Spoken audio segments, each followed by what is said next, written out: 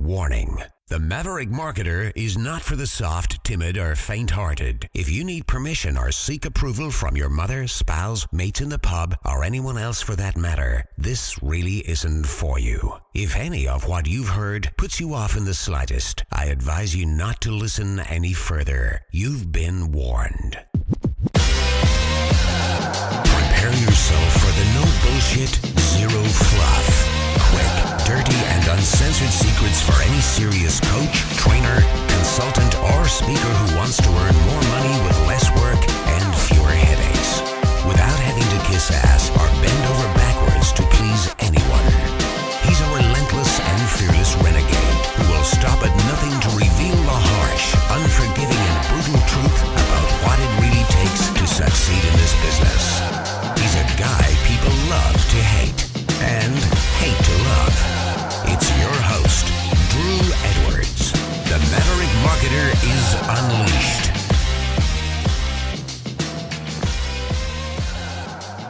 Hello and welcome to another episode of the Maverick Marketer Unleashed.com.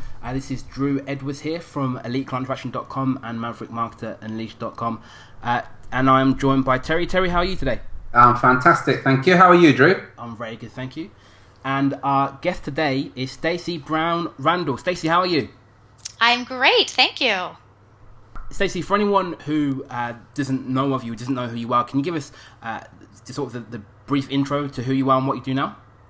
Sure, yes. So I help mostly solopreneurs and micro small business owners make more money and find more time. So my background is helping business owners make sure that they're running their company well. So effectively, I'm a business coach, but I also have a certification in productivity coaching as well. So I do a lot on the productivity side with my clients. That must come across as, that must be a real godsend for any small business owner, because that's always a major challenge, isn't it? Lack of time. It is. We all have the same, what I like to say, 1,440 minutes in a day, and how we use them effectively is very important. Absolutely, yeah. We use a similar quote. We say, what's it, 86,400 seconds in a day? Yes. But yeah, similar thing. So can you kind of give us an overview of the sort of service that you provide, please, Stacey? Sure. So with the coaching practice that I have, there's two parts to my business. I do some corporate training, but mostly the majority of my business is on coaching clients and really helping them understand how to make their business run better, how to make it work better. And an area of focus that I have with my clients is on the sales and marketing side, specifically helping my clients develop a business that is built and sustained by referrals. And that's one of my areas of expertise, in addition to helping them build sticky client relationships. So I work with, I can work with the coach that is just trying to get to their first six-figure mark, and I can work with the coach or another business owner, that's trying to, get to the $5 million mark. So it just kind of depends what their needs are. But the majority of my clients come to me because they want to make more money. They want their business to have more revenue, more profit. And at the same time, they want to also make sure that they are having enough time for life and the things that actually matter outside of work. Brilliant. Yeah, I can imagine that's a problem for a lot of entrepreneurs and solopreneurs is having enough time for those other things other than work. It is. I would say 60% of my clients are actually, if they're owning a business, and they are parents. They're working parents as well. So there is that. And I have 3 children myself, so I definitely walk in those shoes every day. And it's definitely doable. You can definitely be successful. That's not the issue. It's just figuring out the right blueprint and the right path to follow that works for my clients. Yeah. Brilliant. Stacey, tell us a bit more about your background. How did you come to do what you do now? So I like to say, I had someone tell me this recently, that when you look at my background, it's a portfolio career. So I have done a number of different things, kind of that portfolio model. I haven't followed one path. My first job when I graduated from undergrad, I was working for a lobbying firm. And then I moved into working for our local Chamber of Commerce. I did that for a number of years, and I, obviously my background, so it's been in, sales and marketing, and then also some volunteer experience as well, a little bit on the political side. But really, I would say for the last number of years, obviously having this this coaching practice, prior to that, I actually owned another business, and that was an HR consulting firm. And I tell folks, one of my most powerful business credentials is that business failed.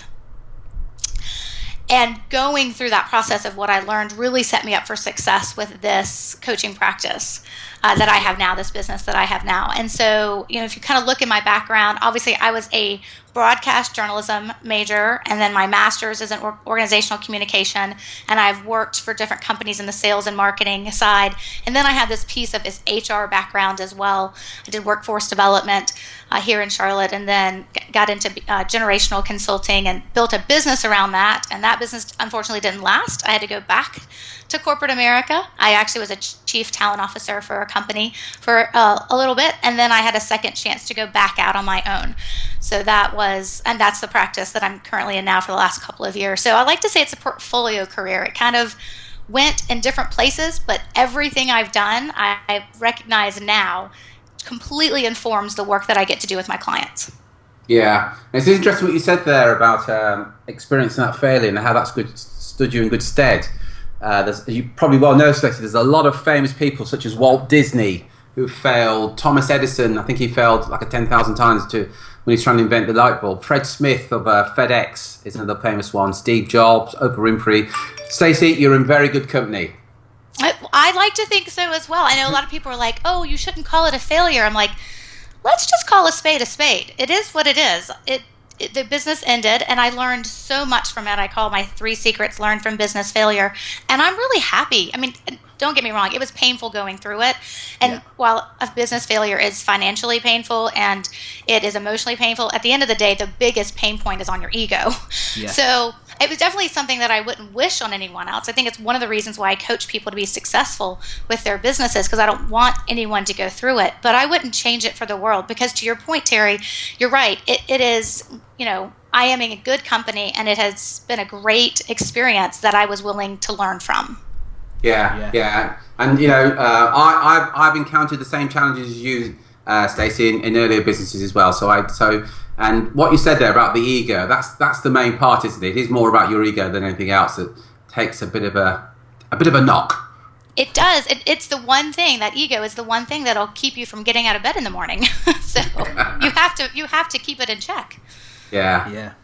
Stacey, I do want to sort of find out more about your previous business and how it failed and why it failed. But before we get into that, can you tell us something about you that most people don't know? So maybe an interesting or funny fact? Yes. Actually, it's funny. I was thinking about, I obviously listen to y'all's podcasts, so I've heard them before. And so I was thinking about this question, and usually I use something from my past. And I was having this conversation with my husband, and he was like, something that's really cool that you don't ever talk about that's recent is that we have a little league. Obviously, most cities have a little league groups for kids who play baseball and softball. Of course, we have that here in Charlotte. And I coached my daughter's t-ball team, which now a mom being a coach of a t-ball team is not new. That's not unusual. But in the history of our little league, system for where we play, I actually coached the first all-girls t-ball team. Oh, wow. Excellent. Yeah. It was really fun. I had a lot of 4, 5, and 6-year-old little girls running around, trying to remind them to stand up and not play in the grass in the outfield, and to keep their glove on their hand so that they could actually get the ball. So it was my first coaching experience. It was a lot of fun. Definitely an exercise in patience. So is that stood you in good stead when it comes to coaching clients? Oh yes. Oh yes. Stacey, what is t-ball? I've literally never heard of it. Oh, okay. So so kids play baseball, right? They start out with machine pitch baseball, and then they move into kid pitch, and then they just move up to like middle school and high school teams, and then obviously moving on if they're good. Well, to get kids started, the very first league that we have here in the United States is actually a t-ball league. And so literally the kids are 4, 5, and 6, and they hit off of a baseball tee. That's where the name comes from, t-ball. Oh, okay. Yeah, makes sense. Yeah. As you know, Stacey, over in the UK, we the nearest thing to that we've got is cricket, and don't try and get me to explain that to you because we're here all day. Excellent. So, Stacey, I mean, you mentioned previously that you've previously had a business that failed. Can you tell me more about that? What actually happened in that business? Where did things go wrong?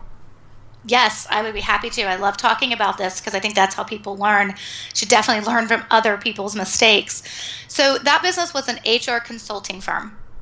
My two areas of expertise were generational diversity, so talking about the baby boomers, the Xers, the millennials, Gen Z, and then also employee engagement. So I would tell folks when they asked about, HR consulting, I'd be like, don't ask me about the law, because whatever advice I give you, I'll probably get you in trouble from a legal perspective. And I didn't do anything really with like comp and benefits. It was very specialized HR consulting firm focused on just those two topics. So I would travel around to conferences and work with companies on their generational knowledge and their leveraging the different generations in their workforce. And then I would also do employee engagement. I would do a lot of employee engagement surveys. And so, I spent a lot of time reflecting back on this business, because in reality, if you looked at my business, and that business was called Randall Research, and if you looked at that business from the outside in, you would have said it's really successful. You have clients like KPMG, like one of the largest Big Four accounting firms, and BDO, which is another large accounting firm, and Coca-Cola Bottling, which is one of the largest Coca-Cola bottlers in our market. Their headquarters are here in Charlotte, and I worked for the city of Charlotte. And if you looked at the clients that I had, you'd be like, how did you fail? Like, what was wrong with you? And so what I really kind of distilled it all down to and kind of boiled it down to was there were three things I didn't do well in my business. Because I had, in my first client that I ever had was, almost a six-figure contract. And that just built the business from there. So when I look back, and I did a lot of soul searching after I kind of licked my wounds and was like, okay, this is official. This is going to go on my resume. This is what has happened to me. I now have a job. And I spent time paying attention to what I did wrong. I came up with three what I like to call my secrets. My secrets learned from business failure. And they're not secrets because I don't share them. I share them willingly with anybody who wants to hear them. But they really were. My first one is I didn't touch business development every day. The second was I didn't protect my mindset. I wasn't emotionally bulletproof. And the third one is that I wasn't paying attention to when my business needed to scale. And so as a solopreneur, which is how I like to run my business, as I have an army of contractors, but I like to just be a solopreneur. You've got to be paying attention to your ability to scale up. And if you have that conversation and try to figure out what it looks like to pivot or scale up when it's too late, it's almost impossible, because you're just swimming upstream and you're just now treading water. So those were really my three secrets: is touching business development every day, protecting your mindset, and then, of course, the ability to pivot and scale when necessary. Wow. I've got to say, Stacey, I think they're absolute gems rather, that, we could kind of cover all day. But I do want to go on to this a bit more, because I think this is really important, and every business owner can learn from this. Those three gems there. The first one, not doing business development every day. I think every business owner, I can't imagine any business that doesn't do this. They have a ton of business. And because they've got a ton of business, they're not doing the business development, because there's almost this thing, I don't have time to do business development because I've got to deliver on the business I've actually. That's so common. Could you just expand a bit more on that, please, Stacey? Sure. No, and you hit the nail right on the head. I mean, that truly is the problem, right? Specifically for smaller businesses where it's just them, or they just have a couple of employees. And that doesn't matter if they're hundreds of $1,000 businesses or multi-million-dollar businesses. It's the same issue. They've got the business coming in. They did a lot of business development in the beginning. They've got the business coming in. They get busy doing the work. And then they look up and the work ends and they're like, oh, wait, there's nothing in the pipeline. And so there's this scramble. That's what I call this entrepreneurial roller coaster that starts. You're doing the work, and then there's nothing, and you scramble to get more work, and then you put your head back down. And in reality, that is a recipe for disaster. Yeah. And so when I looked at, okay, if I have to touch business development every day, what does that look like for me? And how am I going to be willing to do it? And I'm just not the type of person who is going to cold call. I have had a job where I have done that before, and I'm just bad at it, and it's not authentic to me. And I think when you operate in a space that's authentic for you, it's natural, and they are naturally attracted to you. And so when I paid attention to the business development, I'm like, I'm not going to cold call. I'm not going to stalk on LinkedIn. I'm not going to spend every single night of my life networking. And in reality, I did that in my 20s. I'm not going to do that now. I have 3 children at home, so that's not where I want to spend all my time. But I want a successful business. So what I realized is that I could build a business based on referrals, which means if referrals just show up, right? And that I use that analogy. That's not how it works, but that's what it feels like. They just show up in my inbox with like, hey, Sally, you got to talk to Stacey. There's no extra work involved. As long as and there's a system, of course, that I have in place for my referrals, but I realize that works best for me. I'm not the type of person who's going to ask for referrals. I believe that if you're asking for referrals, you're doing it all wrong. And I realize that goes against like every piece of advice out there, but that's the success I've had and my clients have had when we've built their referral strategies. And so I figured out that if I could build a strategy around referrals, I could still do things that touch business development every day, and it would be easier to attract clients because they're going to be referred in versus me having to go out there and find them either cold or, through other means. Yeah. Excellent. And the other one there, sorry, Drew, were you going to say something? Apologies. Yeah, just going back to what you said there, Stacey. If you don't actually go out and actively ask for the referrals, and you said that if someone's doing that, you think they're doing it wrong, what do you do instead? Yeah, so a great question. So here's what I always like to tell folks. Referrals come from relationships, right? And this is not new to me. This has been said for generations that people do business with people that they know, like, and trust. Yeah. So I believe that if you develop relationships with people and they understand what you do and they are, either a champion of yours because you've worked with them, they're like a client and they know the work that you do and you do great work, they naturally create that buzz and they will naturally talk about you and naturally send people your way. And then also, when you're looking at that referral, it's a strategy. And I have what I call my 3 platinum principles to actually creating a strategy that can be executed on in anyone's business. And one of the processes that I take my clients through is like, let's automate this in your business. And when I say automate, I don't mean let's just send a newsletter out every month and there you have your touch point. Like, that's not what I'm talking about. It looks different because we're trying to build relationships. And so when I look at those 3 platinum principles, I tell people when you're building a relationship with folks to where that they will understand what you do and that they will naturally send referrals to you. So you're not constantly having to ask every time. Is at the end of the day, the 3 things that you have to do is you have to make that relationship all about them. You have to make that relationship authentic to you. And I can give you examples kind of what these 3 mean, but it's make it all about them, make it authentic to you. And then the third one is to stay top of mind.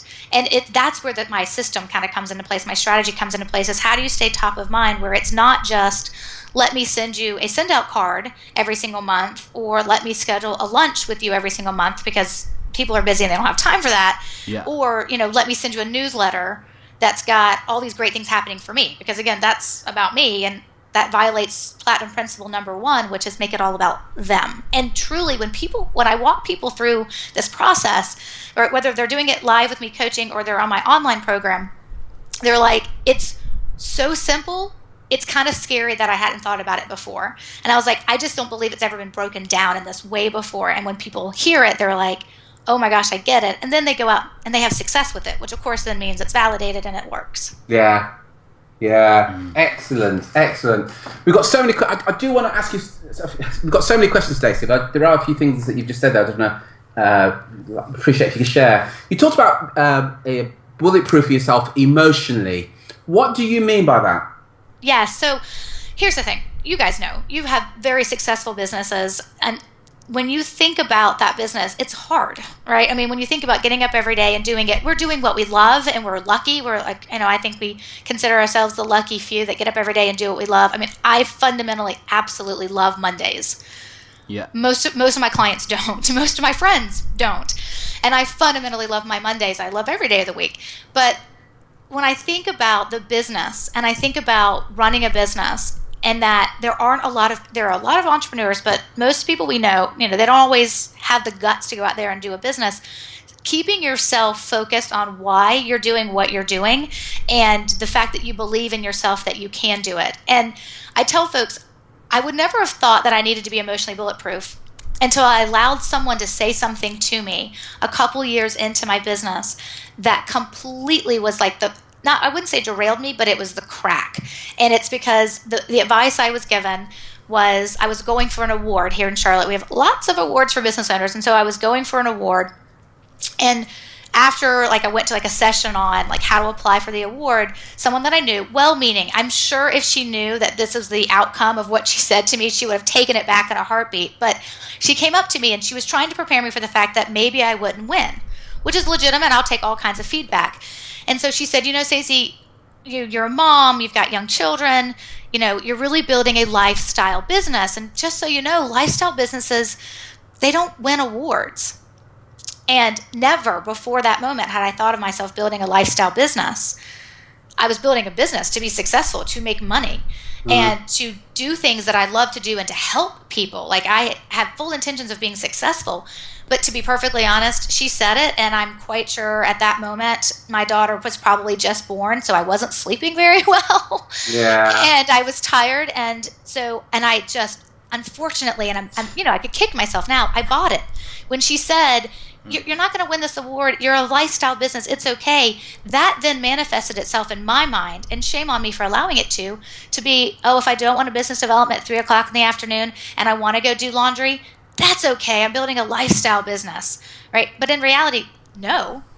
And it took the business failing for me to realize, absolutely not. I will never give away my belief in myself to somebody else's, truly she meant it to be well-meaning. But in reality, it was the first crack that kind of changed directions in my behavior of how I treated my business. And so I didn't protect my mindset. I wasn't emotionally bulletproof. Yeah, good example. I think it's Les Brown that says, other people's opinion of you are none of your damn business, which I think is just... Yes, it's perfect. Yeah. Excellent. And Stacey, when your business sort of went through failure, how did you, you talked about the sort of one of the biggest things that it hits is your ego. How did you pick yourself up from your business failing? How did you sort of go through that and then have the confidence to go out and start again? Great question. So first thing I did was I masked it. I acted like it didn't happen. And so that only prolonged me actually facing it. So when the business was starting to sputter and I wasn't making any money, I was finishing up my master's degree. And my husband is the biggest supporter that I have. He is a fantastic husband. And so he would never say to me, you need to go get a job.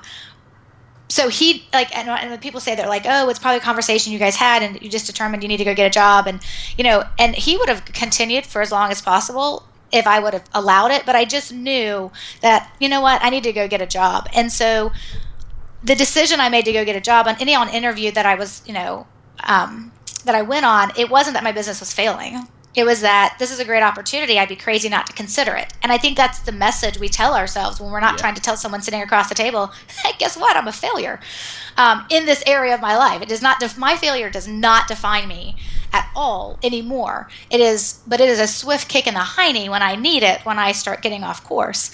So I think that in reality, I just masked it. Excuse me. And so in masking it, it took me longer to actually say, you know what, this is what happened, and it doesn't define me, and it's not who I am, and I'm not a failure in general. I just had this experience, and I've learned so much from it. So after I left, I didn't talk about it while I had my corporate job as the chief talent officer. When I left that job and went back out on my own, I finally decided I needed to start talking about it. It wasn't fair if I wasn't willing to talk about it. And I remember the first time I said my first business failed, I was sitting in a room with other coaches, the International Coaching Federation. I was presenting to the local Charlotte chapter on, how to build a successful coaching practice. And I literally said the words, my business failed. And then I heard myself say it 7 more times. And I was like, okay, they have to be tired of hearing it. But it was that moment that it was for me. It was just like, you know what? Just put it out there. It failed. And then the next time I talked about it on a large scale, I was asked by the Charlotte Chamber of Commerce, to serve on a panel of successful young professionals and to talk about our businesses. And I was the entrepreneur on the panel. And they had others that were on the panel, like the corporate person and things. And I said, and that was 250 people that they had of these young professionals in the room. And I talked about it there. And it was at that moment I talked about it with anybody who would listen from that point forward, because I realized that people really do resonate more with your struggles than they do with your successes. And I realized with my failure, I have valuable information now to share. And what's fascinating I find in my coaching practices is that I can see it. I can see it in my clients' eyes. I'm like, I know where you're headed. It is not pretty. We've got to change course, or you're going to end up where I was. Yeah. You're listening to Maverick Marketer Unleashed podcast. For show notes, additional resources, and podcast updates, head over to www.maverickmarketerunleashed.com. Some great learnings there. Absolutely, yeah. Fantastic. Thank you so much for sharing that with Stacey. And just the brutal honesty.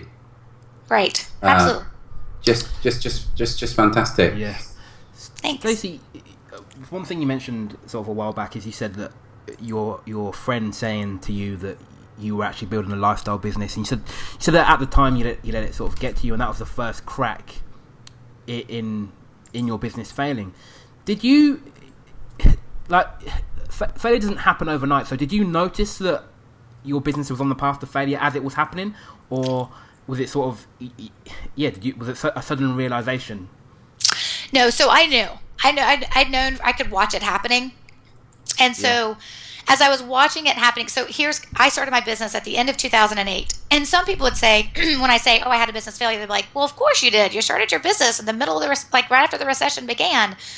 But no, I mean, my first client came to me and said, I was working in a partnership in another company, and I had this client, and they came to me and they said, you're really good at this, but you should go out on your own.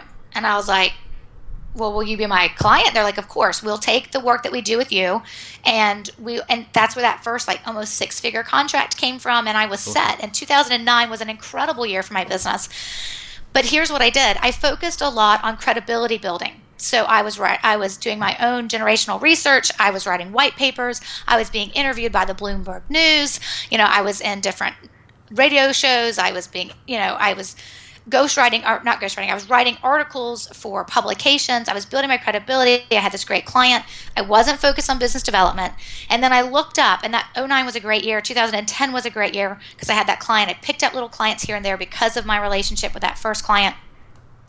And then when that contract ended in 2010, I did what most business owners do. I looked up and I was like, wait, there's no business in the pipeline. What am I going to do? And here's the thing, selling is not my problem. That is something that I come from a long line of entrepreneurs and salespeople. And so that ability, and not that I think it's necessarily born, I think you can develop it. It's just something I had developed, and I think I had a knack for it. So selling wasn't the issue. The fact was I wasn't doing any of it. I wasn't focused on any of it. And so when I looked up, I was like, oh my gosh, I've got to change something here. So I spent the next year bringing in business, and I brought in more clients than I ever had, obviously, with the previous couple of years. But what I wasn't paying attention to is I was being nickeled and dimed, and what I was doing was becoming more commoditized. And so at that moment, and I couldn't compete on that level. And my business was just not structured to. And so had I had that conversation earlier with myself, I think I probably could have righted the ship. But I was working with a coach because I think, and you guys know this as well, I think everybody should have a coach. So I had a business coach at the time, and I remember a very valuable conversation she and I had together. And she said, we were on one of our coaching calls, and she goes, and I don't know why she asked it. All of a sudden she said, Stacey, where are you sitting right now? And I was like, what do you mean? She's like, no, where are you sitting? And I was like, I'm at my kitchen counter. And she was like, why aren't you in your office? And I was like, and literally I'd never said these words before. And I said, I hate it in there. And she was like, what do you mean? You need a new coat of paint? You don't like the color? Or you don't like the layout of the room, or what? And it was at that moment I had to recognize that I was falling out of love with my business. And I wasn't doing anything to change it. And so after another year or two of that, finally it came time to I had to hang it up. And I knew it, and I look back and I knew it. I didn't want to admit it all the time. I wouldn't admit it in the moment. But I knew it, my business, I was being commoditized. I could bring in business, but they were nickeling and diming me. My business was becoming commoditized. And at the end of the day, I didn't even want the phone to ring because I was like, oh, who's going to be on the other end? And what's this going to look like? And that was the moment I realized, there's more things happening at that moment, but I was like, this isn't right for me anymore, which is crazy because you get me on a stage to talk about the things that I was an expert in back then, employee engagement or generational diversity. And you would think that, I can talk to anybody about that stuff. I still can to this day. people would be like, but you're so passionate about it. I'm like, yeah, well, passionate for something that I'm good from a technical perspective doesn't necessarily mean that I'm passionate about running a business around it. And that was a difference with this business, as I wanted something I was passionate about, but I was passionate about running a business with. Yeah, that makes perfect sense. Yeah, and if you look, here we are today. What would you say are some of the biggest mistakes that you see other people make, business people make? So, I would say a lot of times they don't know where they're going. Like, they have this business, and it doesn't matter to me sometimes if I'm working with a multi-million-dollar client or I'm working with a client just trying to hit, the six-figure mark. It doesn't matter. They don't always know where they're going and the why behind where they're going. And don't get me wrong, everybody has that kind of that vision of how much revenue do I want to make and how many clients do I need to make that revenue. Most people know that. I have a lot of businesses that come to me early on that don't know any of that information. And so we have to unpack like their revenue funnel and what it looks like and who their clients are. But they just don't know the why behind where they're going. And I always encourage my clients to have a BHAG, big, hairy, audacious goal. Yeah. Like all the way up. So when I think about my BHAG, and I share this with my clients, and they all think I'm crazy. And that's fine. A BHAG is supposed to be almost so impossible, it can't happen. But you're going to work really hard to make it happen. And so when I think about my BHAG, Harvard Business Review reported, this may have been a couple years ago now, that there are, I think it was 71.1 million solopreneurs in the world. And that is just a marketplace, because I'm a solopreneur. Both my businesses was a solopreneur. That is just a business that, it was 171. There's 171 million solopreneurs out there. Sorry, my statistic was wrong. 171 million solopreneurs out there. I want to, over the next 10 years, I want to help 10% of that, 1.7 million. Okay. And most people are like, that's a crazy number. And that doesn't mean I'm going to sell something to all those people, but I want them, using my resources, seeing my videos, whatever it is, following my blog. But I know where I'm going. Like, I know what that looks like out there. I know how to help those folks. And that's one of the things I see in my clients is that they just don't know the why behind where they're going. The other thing is that they know who their ideal client is. I mean, I really think that's taught to death, as it should be. It's really important to understand who your ideal client is. But what you really need to know to be able to build a business is to understand what are the pain points. Yeah. What are the problems that ideal client has? And that's what you speak to in terms of how you're going to build your business. And then, and as I've mentioned before, it's that ability to scale. I help a lot of clients pull the trigger on hiring the first or the fifth employee, and we look at it as, I'm working with a CPA that's in Massachusetts right now, and he was like, I really need to hire somebody else. And he's been in business longer, to be honest. He's been in business longer than I've been in business as a business coach. And I asked the question, I was like, have you forecasted out what you're going to make between now and the end of the year based on your kind of projections and what you have that is coming in? Like, have you forecasted out the revenue you're going to have, the expenses you're going to have, and then understanding what gap you would need to fill to bring somebody on? Simple question, right? And he was like, I never thought about it like that. Yeah. And I was like, sometimes we just need to know our numbers, right? For us to be able to say, I can pull this trigger. Like, don't ever go off your gut. I mean, your gut's a wonderful thing. It should guide you. But sometimes when we're making decisions, we need to look at what the business is telling us and then make it that decision from that perspective. Yeah. And I think, just on what you said there, Stacey, I think that's one of the biggest benefits of having a coach or a mastermind group is that although we can sit here and talk about it, and it's almost like obvious, why didn't he look at that? But sometimes when you're too close to the business and you're working in the business, you don't see the obvious things. Yes, working on the business is one thing I think most business owners don't do well or enough of. Yeah, really good point. Excellent. And you talked earlier about referrals. Is that your main route to market? So, as a coach, and I absolutely love what I do as a coach, and I don't think I'll ever stop that face-to-face or that phone-based coaching that I do. But you do get to a place, and most coaches, if you get into business, you should know this. If you don't do something different, you're going to be trading dollars for hours. Yeah. And that's not to say that you shouldn't raise your rates and charge what you're worth and make good money that way. But if you want to truly, in my opinion, make the business where you can help more people, but also have the ability to create that lifestyle for yourself that you want and that financial security that you want for your family and yourself, is that you really need something that can be widespread. And that for me is my online program that's referral marketing. So I take what I teach my clients and I package it up and put it into programs online where I can help someone in the UK, someone in Seattle, someone in India. It doesn't matter. Anybody can access that. They don't have to access me live. But they can access the program. And the first one that I launched is my Growth by Referrals program. And that is because that's the one topic I think that we get so wrong nowadays. And it's the topic my clients ask me the most about. Mm-hmm.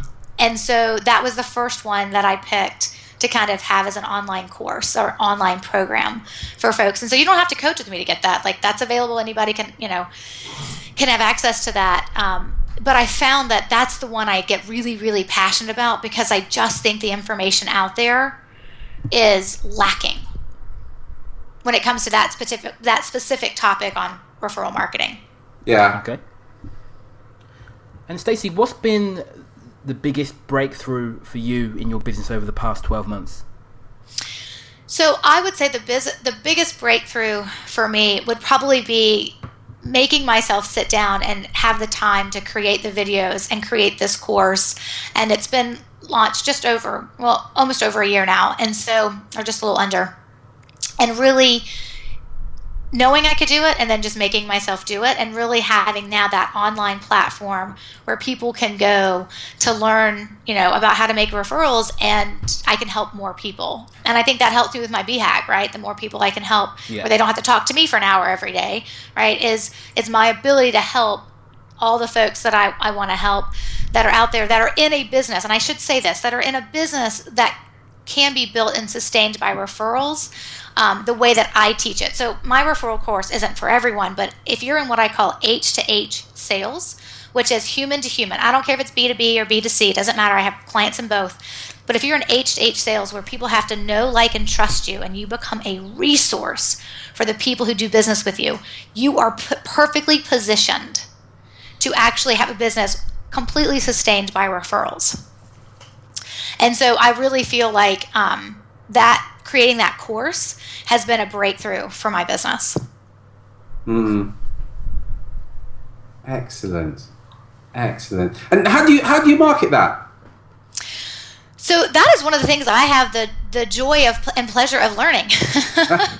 Every day it's something new with the online side, because my business is almost 95 supported by referrals for my coaching practice, that the face-to-face or phone-based coaching that I do. And I'm typically on a wait list. Like right now, I had someone I met with, and they're like, "It's July, great, let's get started." I'm like, "I'm sorry, I'm on a wait list till October and November." And they're like, "What? I want to get started now." And I'm like, so my business typically runs on a 3 to 4 month wait list. And so when you think about, and that's what it looks like to have a business sustained by referrals. And so when I think about other people being able to have a referral strategy within their business, the work that I do, people are uniquely positioned because they're in H to H or human to human sales. And I have found that my strategy works best for them. Mm-hmm. Right. Good stuff. And what? Sorry, Terry, you go. No, go. You can't, Drew. Go on. I was going to say, Stacey, if you could name one book, so just one book that you've read that's had the biggest influence on your, I guess, entrepreneurial journey, what book would that be? E-Myth Revisited by Michael Gerber. Yeah. Mm-hmm. I actually read it every other year, and I have my clients read it. Okay. And I just think that it shows folks how to run a business and make it so that the business doesn't become your life. Yeah.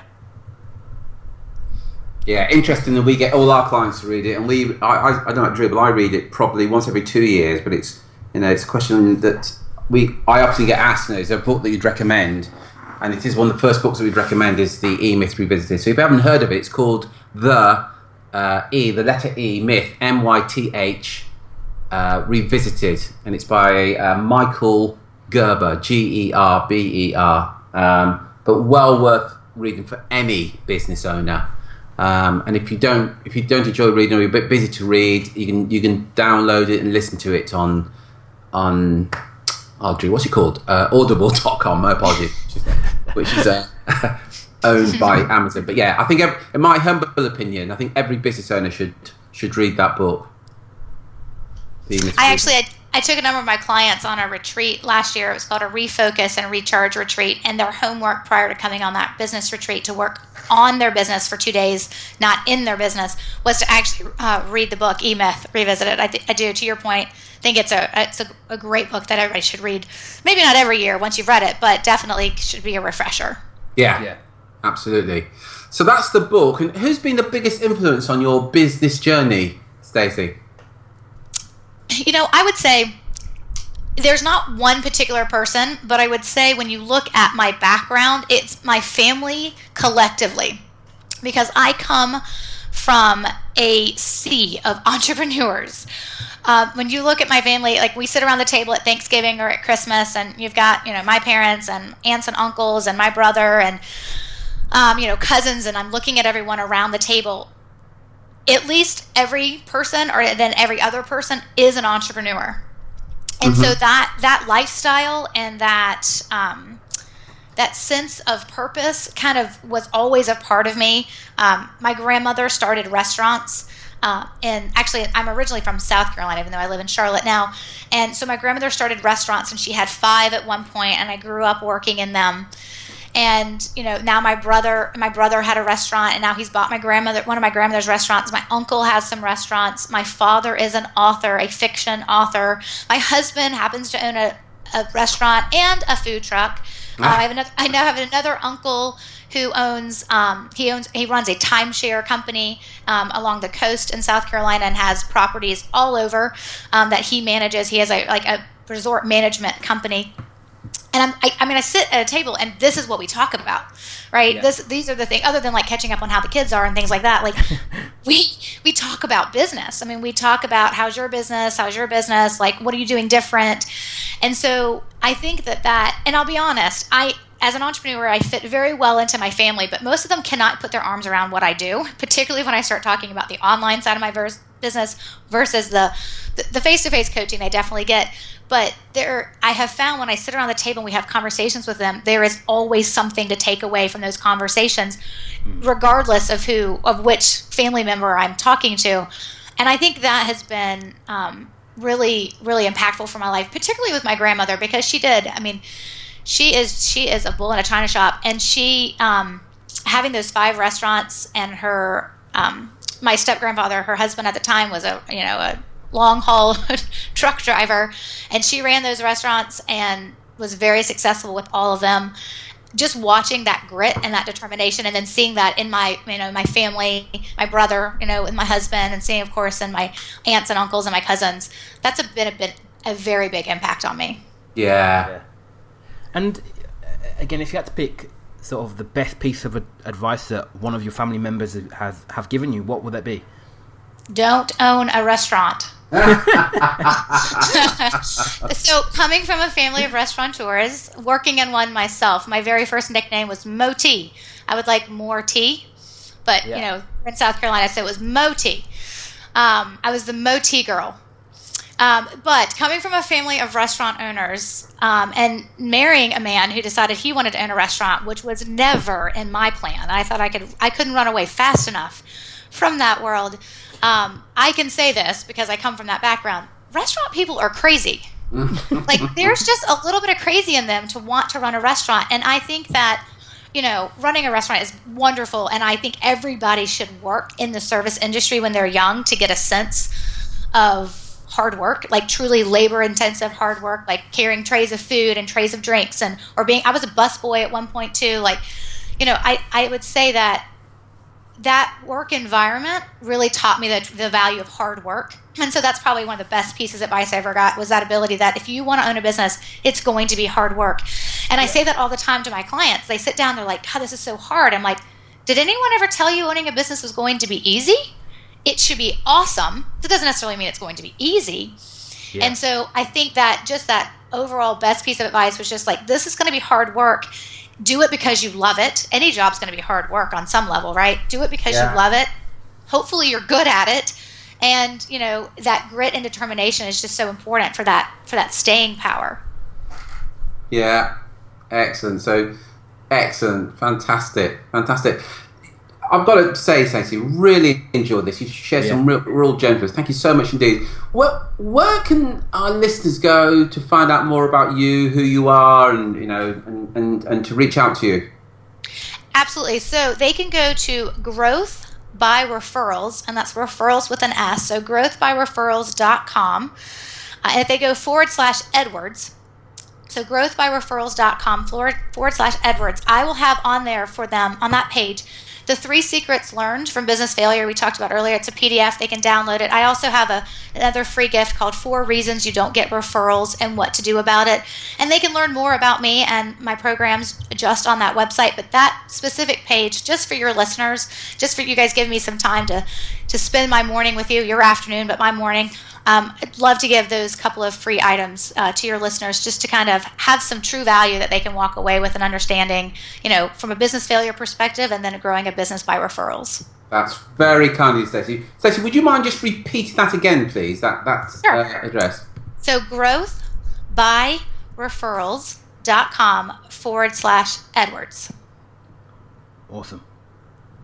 Thank you very much. Very kind of you, Stacey, and much appreciated giving those free gifts. Really is. My pleasure. Stacey, again, it's been really great having you on the show. Thanks for coming. And this has been Drew Edwards. I will speak with you soon. Until then, take care, take action, and be relentless.